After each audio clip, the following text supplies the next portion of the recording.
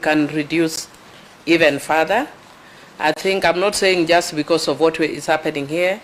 I have actually said it before in this committee, because we need to be very realistic in the way we do our budgeting.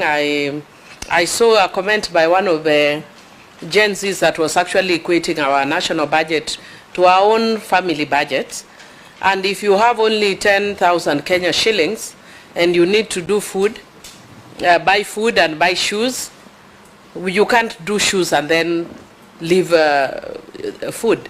But the way we have been budgeting is actually the opposite. We are buying shoes and leaving food. And when we do that, then there is pressure for us to increase revenue and hence the finance, infamous finance bill. So for me, it's very important that we are more realistic because we create an artificial need for revenue when we can actually budget as a country within our means. I know we have blamed the IMFs and all, and I'm sure they are doing wrong. But first, let us point fingers at ourselves before we point fingers even at the IMF, because there are things we can do at home that don't need to put those kind of pressure on us. Chair, the only thing, other thing I wanted to indicate is that I've seen that the Treasury has indicated areas where they need the cuts, but without premising them on certain principles. And that's why Daktari is actually going back to leave this and that. If you want to be very fair, it's always good to move on principles.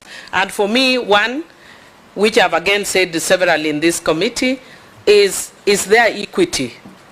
One, in the cuts. And secondly, not only just in the cuts, but in the spreading out of the little, since we are going on austerity measures. And the Chair, I don't want to be selfish, but this is a very skeletal document, which, and if with the documents that you have on cards, yeah, they are about from page 1 to page 9, yeah.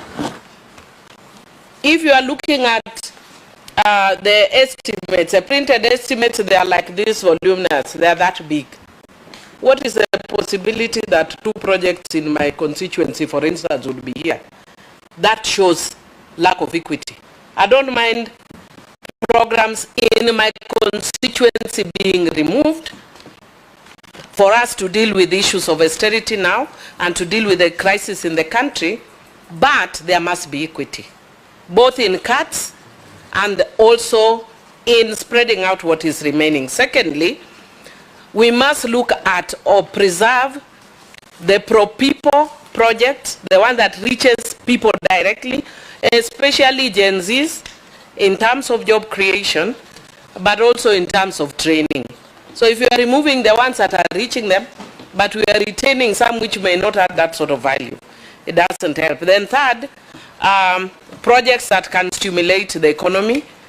And Chair, for instance, there are some construction, there are ongoing constructions which you don't need. I know there are many we've removed, but there are some that I've actually seen that are there. Again, consolidating roles is another. Unfortunately, one of the areas I've seen is an area I'm very passionate about, so I will not say it, I will not mention it, but it's an area I'm very passionate about. But they have 3 different agencies doing one thing. It's a lot of wastage. And if you are serious, and that's what part of the conditionalities I think that IMF has given us, but we are going round and round like we are not able to. Again, Chair, the issue of public participation. Because we went to the public, they told us where the issue is pinching, let's not remove that. And finally, Chair, on a light note, I can, you have told us that the demonstrations are keeping tourists away. But I actually think it's the opposite. If we can actually do away with the police beating demonstrators and the goons that are somehow infused, why? Because Ugandans will come here, Nigerians will come to see our Gen Zs are actually demonstrating with style, you know. They are good, they dance, they do no peaceful, no distraction, so we can actually use it to bring more tourists. So just be nice to the Gen Zs. Thank you, Chair.